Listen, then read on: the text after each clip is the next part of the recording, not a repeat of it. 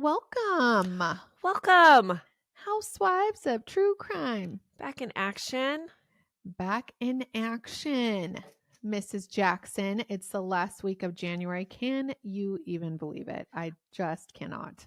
I can. You can. It probably feels very slow over there. Those fires are still going, which, guys, I'm like mind blown. Like, I cannot believe that LA's still on fire. My phone is still connected to like the LA system, so they think that I'm still there.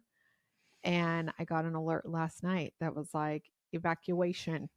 Yeah, it's still a real situation. Although my Yeah. husband's at the Laker game. Okay, well, not So a situation in that downtown. area is fine, apparently. Jelly belly. I know, but hotel rooms are real expensive, so that's kind of annoying. That is annoying. All these people that are jacking up the rents, that's annoying too. Yeah, it's just totally. Tragedies are like weddings and funerals. It just brings out the absolute fucking worst. I know. Right? So true. Okay, so I had homework this week. Oh, okay. And I mean, like, my kids' homework, right?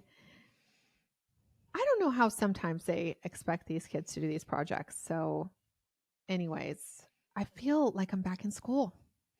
Yeah, you are. I do know I have an answer for you though, how they expect. Some kids can actually do it. Yeah, it's true. I interact frequently with a mom who she can't stop herself. She's like, oh, fuck, I got to go for another honor roll thing today at the school. Oh, and does her kid actually do the work? She doesn't do it for her kid's like a freaking angel. It's like, and when I complained, she actually told me before my girls went to this junior high that they don't give homework at this school. That's not true. Yeah, they do. It's not like they give homework in relation to if you don't finish it in class. Oh, yeah. You think we'd be finishing our shit in class? Yeah, no. We're not on task. We're squirrel, just like their mama. Yeah. Yeah. So my son was like, I got an A+. I was like, no, honey. We got an A+. Plus Damian, our editor. So thank you, Dom, because it was a video project and I just happened to insert our lovely capabilities that we have here on the Housewives of True Crime podcast. So Snaps comes in handy. It totally does. You know what I was really happy to hear over there on the Patreon episode that we just recorded? I talked about I was going to chaperone a field trip and I was so excited that I got picked. Yes. And I always have this thing about, they always say they just draw parents out of a hat, but I don't think so. Because if I was the teacher, I wouldn't be doing it like that. I'd be picking the mamas that I like or dads, whatever. Yeah. A teacher wrote. But probably moms. Yeah. A teacher wrote us and said, yeah, I'm an elementary school teacher and 100% we just pick the parents that we want to come. Oh my goodness. Knew it. Validation. Yes. Oh my gosh. You know what my kid said? This is why. One of my children who I will be doing the projects for in the future. So all these kids are at the freaking symphony and the maestro lady is kind of like yelling out suggestions. She's making up the story. It's a whole bit. Anyways. So the kids start yelling out Ohio, which if you don't have a 12-year-old, kids say Ohio. None of us understand why. They also say skibbity toilet and a bunch of other weird shit. Yeah. But okay. And my son was like, I didn't know that Ohio was a state. He uses the word Ohio all the time, but he didn't know that it was also a state. So clearly, and he's in the 5th grade. So clearly I'll be helping him with his homework for a long time. Yes, you too. will. Mm-hmm. And it also, I think it's a little embarrassing at the symphony with these children yelling out skibbity toilet. Whatever they do are saying. Oh man. Yeah. But, Yeah. all good. Yes. Yes, ma'am. I have a announcement to make that you don't even know yet. Oh, do tell. You guys have, and real quick, because I know we're hitting on the 7 minutes, but this year, 2025, is the year to come and see us. So if you have not met us yet, we would love to meet you. And there's going to be multiple opportunities, but the first one I'm going to tell you today. And then the second one I'm going to tell you on January 31st. So, but we are going officially to CrimeCon in Denver. Yay! Balloon drop. Woo! Yes. So isn't that exciting? It is so I mean, exciting. we already started planning before we knew for sure that we Mountain would high. be invited back, Yeah. but we have been officially invited back. Okay, yeah. So start thinking. I So- mean, if you're a planner like me, start planning, people. yeah. It's September. Let me tell you, it's a great weekend. It is September 6th and 7th this year in Denver.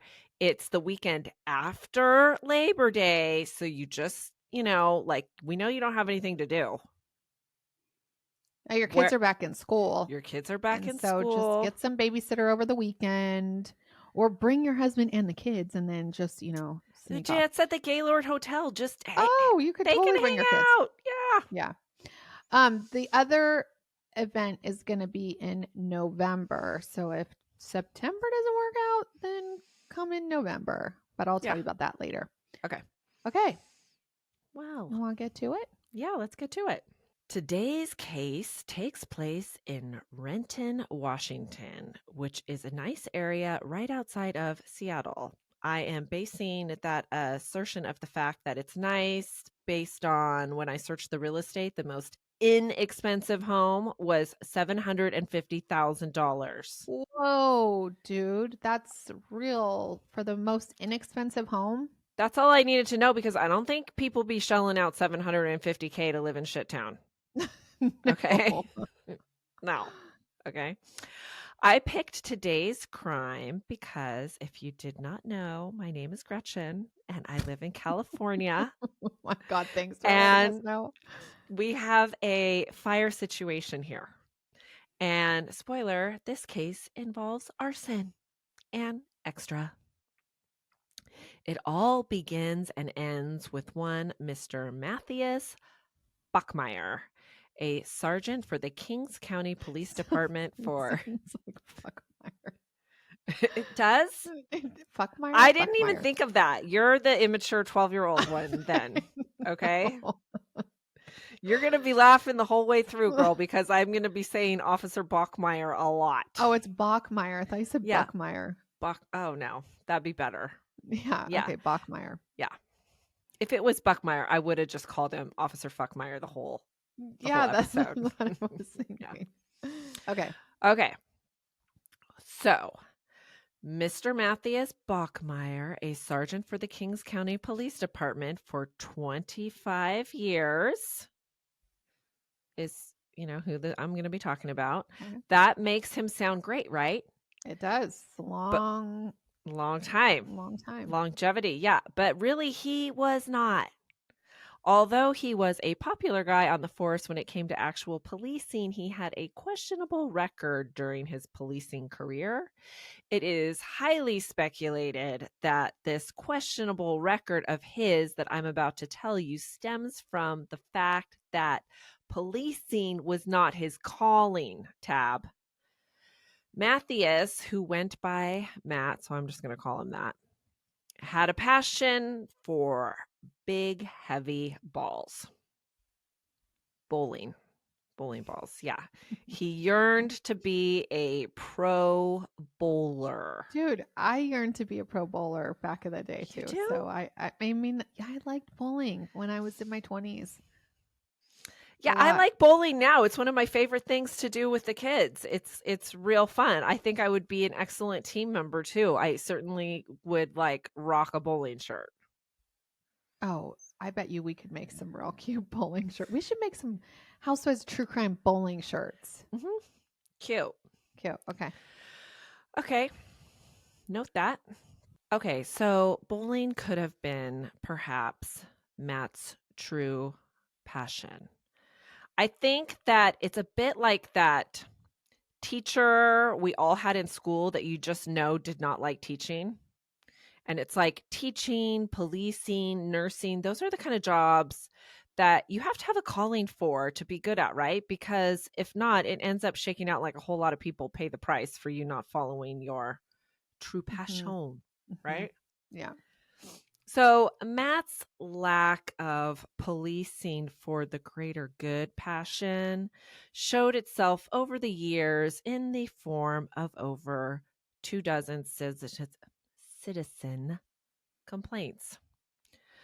What I could find out about that was, according to the Seattle Times, his file included incidents which led to the county reaching settlements with citizens who were assaulted and harassed by Officer Bachmeier in 1986 and 1989 to the tune of $165,000. And by the time I catch y'all up about his time policing, that settlement number that was paid out to citizens is going to exceed $500,000 and involve a couple of real shady incidents.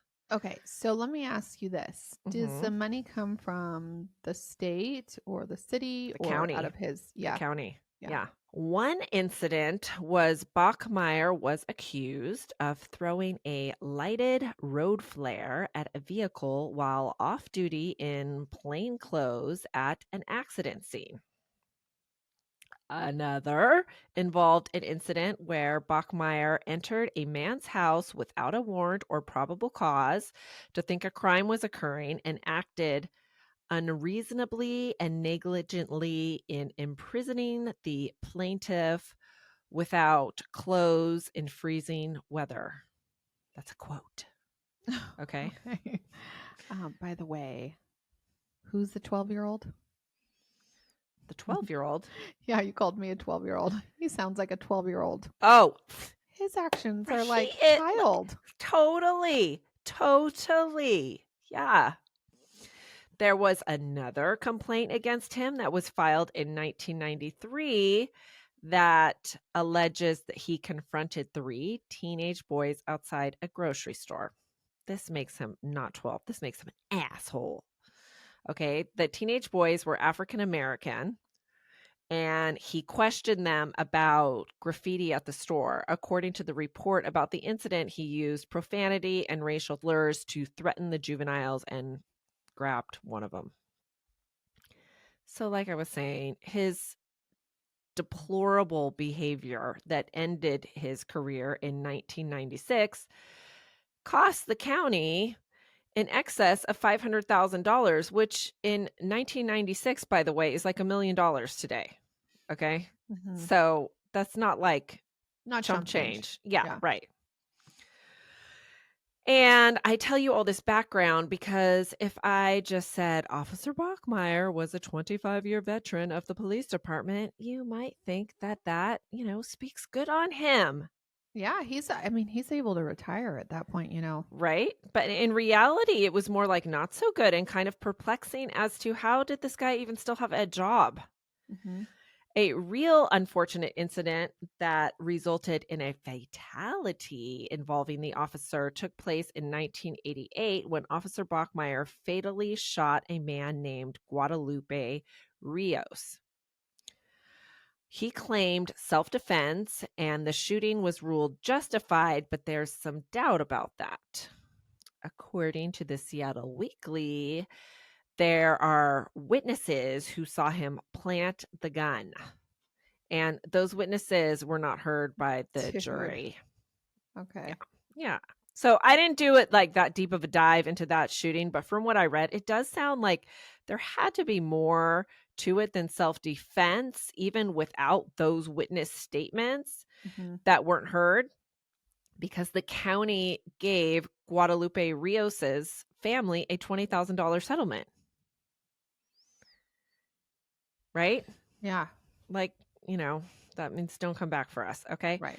So that fatal incident was brought to light again 8 years after it took place in a very roundabout sort of way.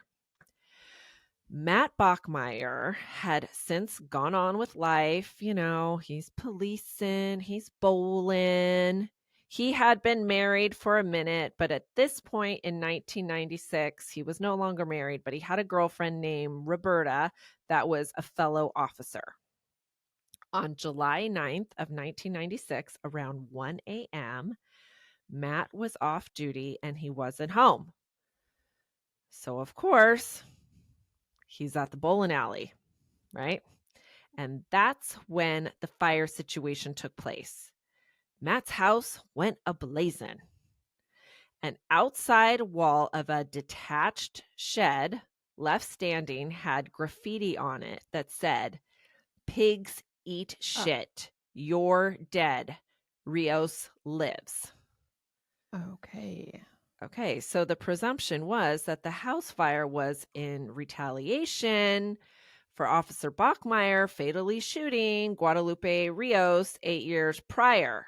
Mm-hmm.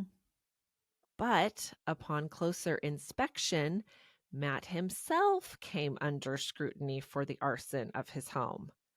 How could that be, you say? Matt was getting his bowl on. Well, the way the fire was set was that road flares were attached to gas-filled containers. So those take a while to burn down. And it turned out Matt hadn't showed up to bowl until after midnight. So it was possible he could have started the fire himself and then bounced to the bowling alley for an alibi. Mm-hmm. Also, it seemed real sus that Matt's valuables were found boxed up in the shed that was not attached to the house. Matt's valuables included, of course, his precious bowling trophies, jewelry, and artworks, including a collection of ceramic pigs, which, side note, I would think would be offensive for an officer of the law to collect, but I mean, to each their own. Tell me I'm wrong, right? Maybe he likes bacon. I'm not calling an officer a pig or anything, but I just think that would be like a triggering word for them. They wouldn't collect them. But you know what? Matt's a different kind of guy. Okay. So the boxed items also included Matt's important paperwork. Well, Matt had an explanation for how conveniently, while his house was on fire, all his good shit was spared. He told his girlfriend Roberta that he had forgot to mention he had been burglarized recently and the thieves took his valuables. Dude. The ceramic pigs and the bowling trophies. And they held them for ransom, Tab. Oh, wow. Yeah. And he met the thieves in a park where he paid them some monies and they handed over his things that they had packed up nicely for him. And he just hadn't gotten to putting them back in the house yet. And he paid them the ransom money? Mm-hmm. That's what he said. Mm-hmm. Oh. You know how that goes. When you're so busy listen. in life, you forget to mention to your partner that you were burglarized and your things were held for ransom. Well, I had a weird incident, remember, when my purse got stolen. And then from Sean's 30th birthday party. Mm-hmm. And then I got a call from somebody that found my business card in my purse in the trash can behind somewhere, which was a little sus, right? But I was 20 something and you told Sean. But yes, but here's my point where I didn't tell Sean. Okay. Is the guy called me and he was like, well, yes, Sean knew that I lost my purse. The guy called and he's like, hey, I'll meet you at the Denny's off Sunset. Mm. And I just went. I was calling Sean, but he wasn't answering. And so I went to grab my bag, but it was I think it was a shakedown because there was some people in the parking lot and I ended up hiding out in Denny's for a very long time. Yeah, this is all coming back to me. That was a fun party too. It was a fun party. Mm-hmm. But the whole I mean, I don't think it really happens, but something weird happened to me. Just saying. Okay. But Well, yes, you do tell your partner. You did tell your partner. Of I course. forget to tell my partner things like I placed a couple orders from the Temu. Yeah. You definitely forget to tell your. I might have this week. Yeah. Okay. But things of that nature. Well, Roberta did not buy his story, okay? She's feeling the same kind of way as us. Like, you should have been telling me. So she did not, still, her thinking that kind of way, she did not initially share this explanation that she was given by him. She's just zipped her lips. Well, he ends up giving another version of how things were taken of his for ransom that he told to another officer, which involved the things being taken for ransom because he had seized some money and drugs during a traffic stop and had decided that, it was a long day already. And so I didn't detain the drug dealer that I pulled over, but I wasn't going to return the drugs and cash I found on him. That would be irresponsible. So I just kept them. And he says, but, turns out that apparently ticked this drug dealer off because he broke into my home and took my valuable things so he could, come back at me all like, give me back my money and drugs. Oh, you'll never see your 1992 tax return or your bowling trophies ever again. Right? Right. Okay. There's a couple more versions out there that he told various peoples, but they're all a stretch. Okay. And you know what they say, and we have found it definitely to be true when people are telling what happened. The truth don't change. Right? That's actually true. Okay. But, Matt's story did. So it's not hard to imagine how the time-delayed accelerant used to start his home fire, coupled with his ever-changing version of events, led Matt Bachmeier himself to be under suspicion. Well, Matt began to really feel the heat of said suspicion when he was asked to just clear up the confusion and take a polygraph test. But he refused to do so. I think that he refused to do so because he was guilty. I imagine Matt knew he was guilty too. And he also knew he was in a real pickle this time. And it wasn't looking like his past incidents, which I have told you he had plenty of, where he'd been able to kind of weather them out long enough for them to just be swept under the rug. So to remedy this incident, pickle, whatever, Matt did something real wrong. Like fast pass ticket to the hot place wrong. You see, there was a man named Brad Ren who was mentally impaired ever since he suffered a traumatic brain injury after a motorcycle accident. Now, that sucks, right? Mm-hmm. But Brad Ren, I have to just tell it all, was not without flaw. He actually had the worst kind of flaw. He pled guilty to molesting a 10-year-old girl in 1989, for which he served a pathetic 3 months in prison for.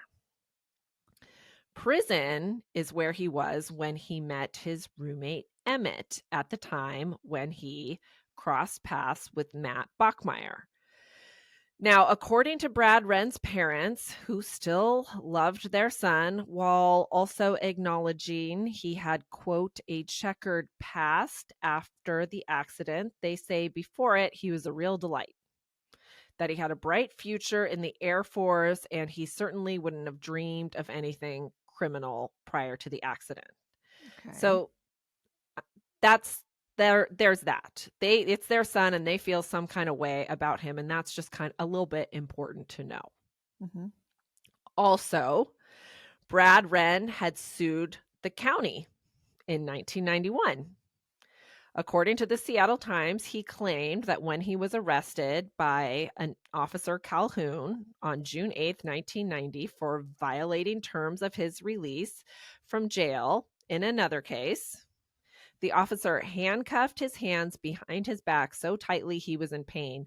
When he moved his hands to relieve the pressure, the officer and his partner beat him, is what the lawsuit alleges. That case was settled out of court, with the county paying $50,000 to Dude, Brad why Ren. are they keeping this dude? Okay, no, this is not Matt Bachmeier. So I'm just telling you about this mentally impaired guy that is crossing paths with Matt Okay. Bachmeier. Right. But he has this history of suing the county. Okay. So this guy, Brad Ren, is a situation. But, I'm telling you, his mama, she saw it another kind of way. She said that he was all right. He had dogs that he loved and had been taking care of them and himself and staying out of trouble mostly since 1990 while collecting disability, since he could no longer work, and his family still cared for him very much. Now, I would speculate that Matt Bachmeier did not realize that part about his family caring about him very much. I think he probably viewed Brad Ren as someone that could go missing and not really be missed. I think it's possible he knew about Brad's past with the lawsuit and everything, and that's why he targeted him. It's also possible that Brad's past is not why he targeted him, but he did target him for sure. Matt was called to Brad Ren's for a domestic dispute a few weeks after the fire in his home. Brad's residence had recently had a string of calls to it because he and his roommate recently became former roommates after 6 years, had been going back and forth in some non-productive attempts to retaliate towards each other. They had been engaging in behavior like letting the air out of each other's tires, taking each other's shit, right? The police had been called out there 6 times over the last couple of days. And it was always a situation because also Brad's roommate, Emmett, had his own mental health struggles and was known to exert his aggression. And the landlord of these two men that are going back and forth was Emmett's brother, who lived across the street. So whenever he got involved, Brad always felt like real ganged up on by the two men. And he was definitely felt some kind of way about Emmett because Emmett had shot him in the leg 2 weeks prior. Oh my God, this sounds so crazy. It is. That is what started the whole back and forth with why he had to move out, and they're letting the air out of the tires and all that thing. I okay. guess. The two men were working on a project together, and Brad accidentally hit Emmett's finger with a hammer. Now that hurts. But how do you accidentally? Oh, I guess they were working on a project. So, okay. Yeah, they were building something together. Okay. Well, it hurt Emmett a little too much because that is what provoked him to shoot Brad in the leg. Okay. So, on this particular day that Matt Bachmeier was dispatched to the resident that Brad Ren and his roommate Emmett had shared, the landlord brother had called for some police supervision while he removed some things from the house. So when Matt Bachmeier and another officer were dispatched over there, Matt said, "No, I got this. I'll do it by myself. I don't need anybody else." And then that's when he got there and instructed Brad Ren to get in his police car to go with him to make a statement down at the station. There is evidence that Brad Ren did participate in giving a written statement to Officer Bachmeier, but it wasn't filed that day, and it wasn't about his grievances with the whole, bad roommate, leg shooting, all this crazy back and forth stuff that they had going on. In his statement, which has his signature and is filled with like multiple inks in different kinds of paragraphs, it says that Brad Ren had met a drug dealer named Pepe Hernandez at a bar, and Pepe told him that he had burglarized an officer's home and then set it on fire. So, like I said, this didn't get filed that day, but Officer Bachmeier kept it and didn't produce it until the heat from the arson investigation into him was really making him sweat. Yeah. The problem, actually, there's kind of problems with this sort of get out of jail free card that he thinks he has now in his back pocket, was that when he did produce Brad's statement about the arson, was they went looking for him to corroborate it, right? And when they did go looking for him, they discovered that he had gone missing. And the last time he was seen was getting into Officer Bachmeier's patrol car. That, that's the last time anybody on his street had seen him. So what I'm telling you happened, because I know it's very convoluted, right? Yeah. Is that Matt Bachmeier thought to himself, why don't I just use this pain in the ass that keeps calling up the police, right? Convicted child molester, police suing, mentally and physically impaired, he's like in crushes, Brad Ren, to take the heat off of myself. Who knows what he did to get Brad Ren to sign the police report that had this weird confession on it. But remember, it was in multiple inks. So it was clear he just filled it in later. And then to ensure that Brad Ren would never be questioned about his statement, he made him go missing in the form of murder. Brad Ren's family had tried to report him missing after a week, but the police would not even take the report initially. So they kept on making noise about what the hell happened to Brad, because he had left in a police car and never been seen again. And according to his mama, she knew he was dead somewhere because he just wouldn't have left his dogs. Or his mom. Yeah. So, okay, side note. There is a Forensic Files episode about this case, and they don't even mention he was a child molester. They say he had gone to prison for some sex-involved offense. So I noticed, so I'm doing a case next week, and they leave out these details. And I watched a Dateline episode and a 48 Hours episode on this case, and they leave out these details that you kind of need to know. Yeah, because I think it speaks to why Matt Bachmeier picked him. Yes, that's right. And it's the same with this other episode. It's they act and yes, I do not want to victim blame or victim shame or anything like that. But you need to understand the whole picture, or it's not a real story. Right. And listen, two things can be true. This 100%. Brad Ren could have been an awful person, but a police officer still doesn't have the right to go off and murder him and use him as a, scapegoat. That's right. Yeah. Okay. So I'm just telling you how it is. Okay, thanks. Because I appreciate the all-around honesty of everything. Right.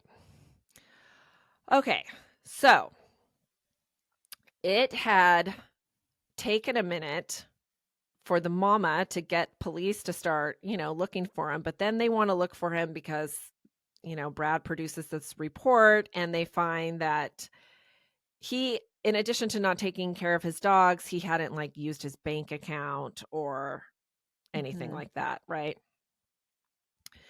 So investigators now were investigating Brad for arson and possible homicide. They searched the patrol car, his patrol car, and they found blood. And not just a little blood, a massive amount of blood. It had Which been is kind of cleaned up. crazy that Kind he of didn't crazy. really clean it. I mean, he's an officer of the law. Doesn't he know better? Well, it had been cleaned off the surface, but it had soaked all the way through the upholstery. Okay. I mean, dude does shit half-assed, Tab. He moves his, Totally bowling true. trophies to the shed. Move them to a friend's house. Like, come on. Okay, true. Okay. He's not deep cleaning. He's So not the smartest officer on duty. mm-mm. Please do not But thank investigate God, anything for us. thank God these people investigating are not giving him like a, Brotherhood officers patch, Right. Okay. So they tested the blood in the car and they tested Brad Ren's parents and they concluded it was Brad Ren's after the testing. Well, Matt Bachmeier had an explanation for how the blood got there. He said Brad Ren had a bloody nose in his car. I mean, of course. Right? Yeah. But they tested. That's yeah. pretty good, actually. It's I've seen some wicked bloody noses in my day. Okay. But they did test on the seats from like other patrol car vehicles that proved it would have taken quarts of blood to seep as far through as the blood evidence in his car. Okay. So that's no bloody nose, right? And so Matt Bachmeier was charged with the murder of Brad Ren. You know what? I don't believe he was ever charged for the arson. Just the murder, which I find surprising. But when he was charged for the murder, it was not a slam dunk because they did not have a body. Matt Bachmeier pled not guilty, but the remains of Brad Ren were found pre-trial in the Cougar Mountain Woods in an area that was gated. It's like some kind of private lands, but somehow Matt had a key to it on his keychain. And his girlfriend had testified that he had he was familiar with it. He had taken her there before. Okay, so now it is kind of a slam dunk. Matt Bachmeier was found guilty and sentenced to life. Matt's sister told the Seattle Times after the trial that, quote, they never established the cause of death or the time of death, or even if he was killed. Maybe he just had a real bad bloody nose. Oh my God. Come on. Walked off into the, okay. So, whatever, right? So I don't see how they could say this is part of her quote too. She also said, so I don't see how they could say one suspect had an airtight alibi when it was never really established when Brad died. Sorry, sister. Not sorry. Yeah. Okay. Matt's family also voiced that his motive doesn't make sense because Matt's car and motorcycle were paid off.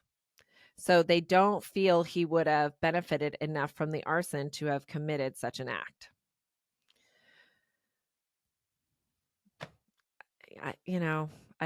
I don't know. What was at the center of the 6-week-long trial was that prosecutors argued that Matt's deep desire to retire from the department and join the Pro Bowler Tour is what motivated him to commit the arson. And then, it just snowballed from there. And then he just intended Brad Ren to be his scapegoat. Now, this last thing is going to perhaps throw you for a loop. It did me. While researching this case, I read that, quote, as a state prisoner, Bachmeier successfully claimed he couldn't return to duty due to depression and post-trauma stress disorder resulting from his murder conviction. In a remarkable catch-22, the state board says Bachmeier is qualified and can legally receive his $30,000 annual pension from the department while doing time. That's actually crazy, but I could see it. I just can't believe that the argument for him being able to keep his benefits is that he is suffering from PTSD from being convicted of murder. Oh my. That but if he was crazy. Convicted with murder without PTSD, he doesn't get his benefits? Like, how does that work? Well, if he wasn't convicted of murder, I'm sure he would have found something else to argue. Yeah. I don't. Well, you mean like if he didn't have PTSD? That is what it says. I read you the quote. Because I'm just thinking if he just wanted his benefits, could he get them? Because I would think you would say, I had PTSD from having to commit a murder because I'd gotten myself in such a damn pickle after I burned my damn house down. He still isn't going to admit that he murdered. Well, of course not. So he's just going to say he has PTSD from getting convicted of murder because he's obviously not the murderer. It just blows my mind. Yeah. This is why people that are wrongly convicted can't get out of fucking jail, because you've got all these douche canoes that actually did it, that won't admit it, and keep also saying they didn't do it. And so the system gets really crazy because they're like, you get jaded. You're like, yeah, you and everybody else, buddy, didn't do it. Yeah. But they did, and then the one that didn't is like, no, I really didn't do it. It's hard. It's a hard system, right? Well, yeah. Okay. I also read in an article in the Seattle Times that, quote, however, after learning, this was like 10 years after, so he got to collect for a long time after his conviction. After learning the monthly payments that are made so his pension was being paid to his family. The sister that says like he couldn't do it. Okay. To the other guy's family. Okay. So an attorney was able to legally claim $1,500 of the pension payment each month was paid in damages to Brad Ren's family. Yeah. So what I would have done if I was Brad Ren's family is I would have sued civilly. Well, they did. They did sue the county for wrongful death. No, I would have sued him. I would have sued Bachfuck. And then I would have got his pension. Well, okay, so they ended up getting $1,500 a month, and then they also got $300,000 from the county. Not enough. Is it? Listen. I want the guy's whole pension. I don't need him having commissary. Okay, but remember, he's a child molester. I know. Okay, fine. But he does. I mean, yeah. Okay. I hate child molesters. Like, I'm just saying, maybe call me a judgy bitch, but I am certainly not condoning the officer killing him, but I'm just saying, if you have a child molester son and an officer kills him, I don't think you get to go and sue and say the world would be a better place if my son was here. I need money. Yeah, you're true.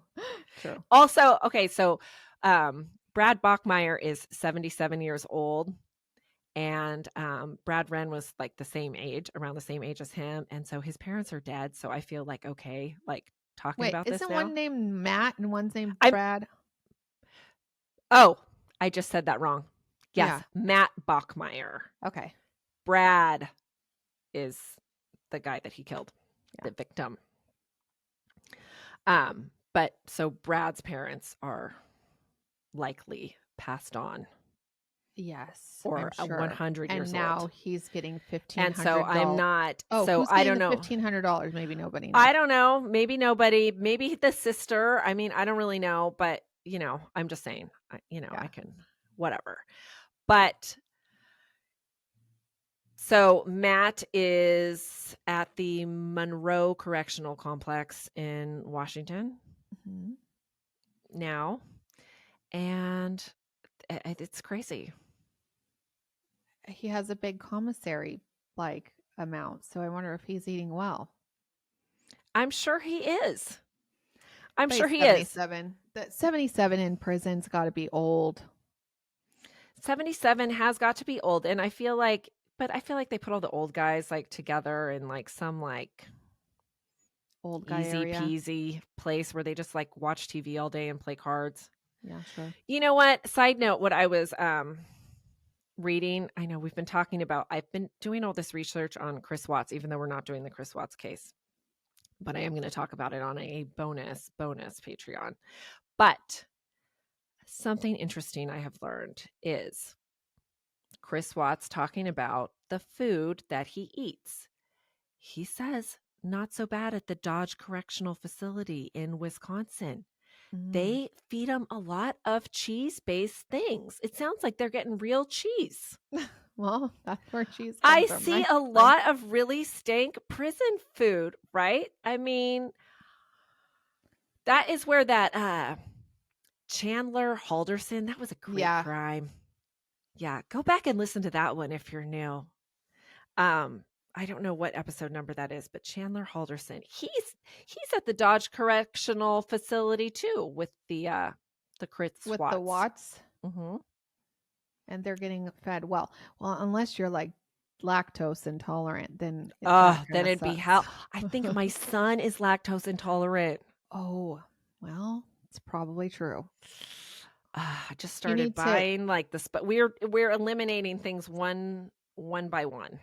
Oh, yeah. Yeah, I've got some tummy issues. You can try for milk. It's harder for cheese and yogurt, but you could try this A2 milk, and it's cows, like certain type of cows, and it's. Do I have to get that? I just bought the one that said lactose free. Yeah, but that's like chemically done. Okay. I think you should try A2 milk first. You can get it at Sprouts and wherever. It doesn't cost more. It just has a big A2 on it. Try that first. Okay, I will. Listen, but it's not fun with because you're gonna have to like cheese. Are you kidding me? His whole diet revolves around some form of cheese. Yeah. So I just went dairy free, and it's not freaking easy, dude. I went and I had to a birthday party. They had cake. Well, guess what? The icing is made out of butter. Yeah. Yeah, but see, I feel like I'm hoping. I dabble in that, I'm like fingers crossed. Yeah, you're not passing up cake. Okay. I'm like fingers crossed. It's just like milk and maybe yogurt. That's not gonna happen, dude. That doesn't happen. Well, what am I it could just be cheese because there's another enzyme in cheese that's not in milk, but I don't think so. I think you're in it.